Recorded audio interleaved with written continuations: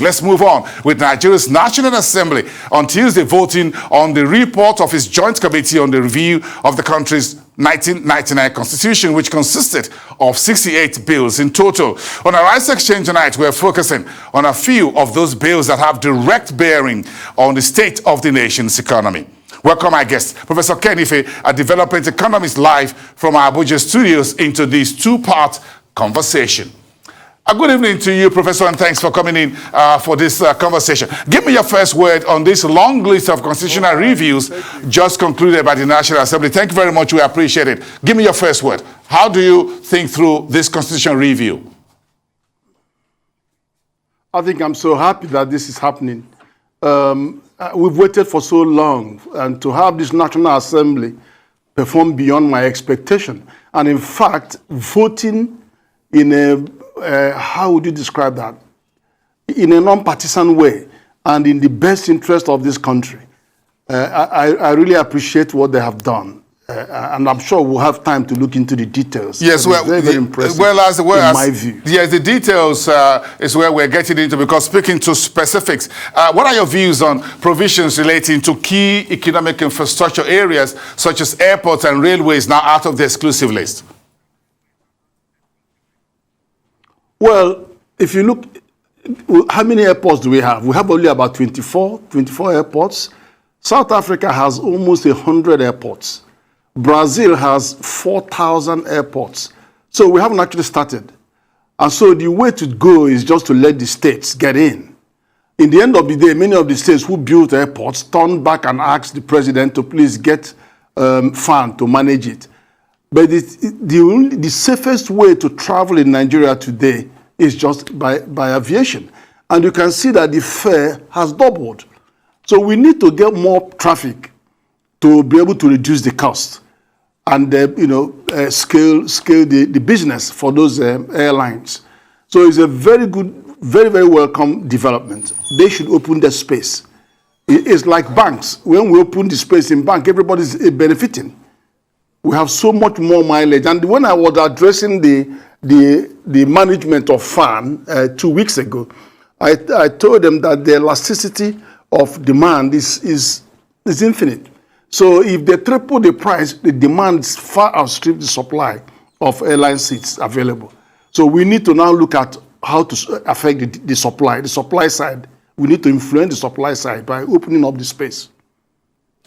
Do you think with this particular getting airports and railways out of the exclusive list, we'll be able to get those necessary private sector, both local and foreign investors, into this critical part of our transportation infrastructure?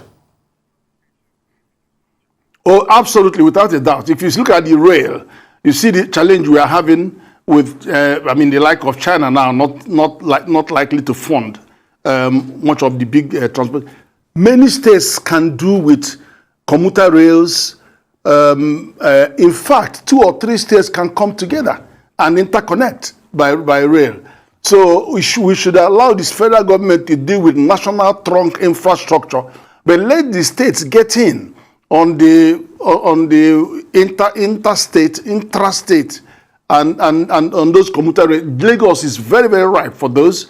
And so is Abuja. Abuja has designed for line 1, line 2, line 3. They've only done 1 line, I think for line 4. We've only done 1. But the most profitable one is the one that will come from Maraba through Abuja to Kubwa. That could take about 2.5 million passengers in a day going and coming back. So they should open that space for them to get the private sector in, because it's easier for private sector at local projects work with state governments. Not every private sector has the capacity to work with federal government. It has to be the big boys. And even then, they're shying away because of all kinds of problems we're having in the country. But here we are with the National Assembly also granting state government powers to generate, transmit, and distribute electricity. Do you think this is good enough to resolve Nigeria's energy deficiency? No, that's a big step forward to resolve the energy deficiency. The reason is that in 1995 Power Reform Act, it only allowed 1 megawatt domiciliarization in the act. So we had to wait for over 10 years before the assembly opened up to eligible buyer, in which case you can do locally supply to local. But again, it still hasn't dealt with the big issue of the trunk lines, what you call the transmission. So now that is so important. And another thing I was actually suggesting was, it's not just the state coming into power generation, but individuals we can take power to the mass market when we use solar. Because you live in one house, you can only be in one house. You may have 3 homes and have solar in 3 homes, but you can only sleep in one at any one time. Let those ones generate power, and those powers should get into the grid, so that people that can bring power, can generate it through any means, should do so. And then you allow the metering and accession of those power into the grid.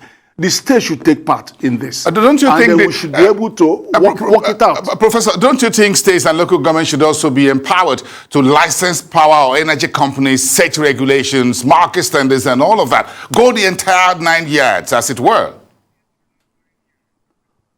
No, licensing and regulation are slightly different things. But what we are talking about, accessing the business. You know, I'm not going to say we are going to have 37 regulators, but what is important is that they should have access to this business of getting private sector and work with them to generate the power and deliver the power to all the free trade zones that desperately need power for us to attract investors into those zones, and then deal with rural energy supply. Can you imagine when federal government is the only one supplying power to every nook and corner in the country? I mean, let's get the state governments and local governments to become active participants, and then let the private sector and individuals should bring whatever they have. That's the only way we can. The gap is just on. If you compare Nigeria to South Africa with 4 times their population, but they have 10 times our power. So in terms of per capita, they have 40 times more power than Nigeria. The only way you can move forward is to just liberalize this market, let the states, whoever has money, to invest in those. And there are many people that would like to invest.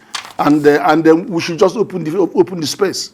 Let's talk about the Revenue Mobilization Act. That's Bill number 39. Give me your thoughts on this.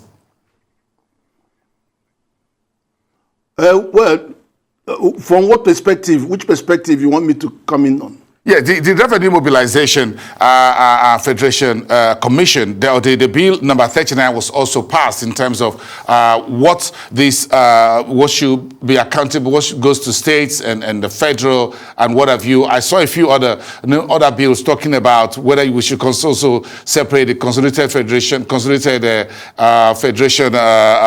Revenue Fund, also away from the Accountant General of the Federation, from the Accountant General of the federal government. Speak to me on some of this.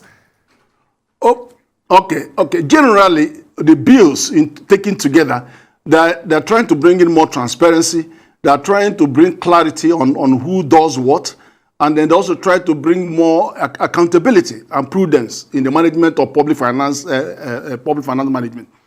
It is very important that they do separate those functions, because sometimes there's confusion on whether the Accountant General is actually acting on behalf of federal government or acting on behalf of the Federation. So I think it's important that they do separate that. And it doesn't take anything away from anybody. It just brings more clarity. Then, so that the interest of the Federation will be adequately tackled when, for example, look at so many litigations going on.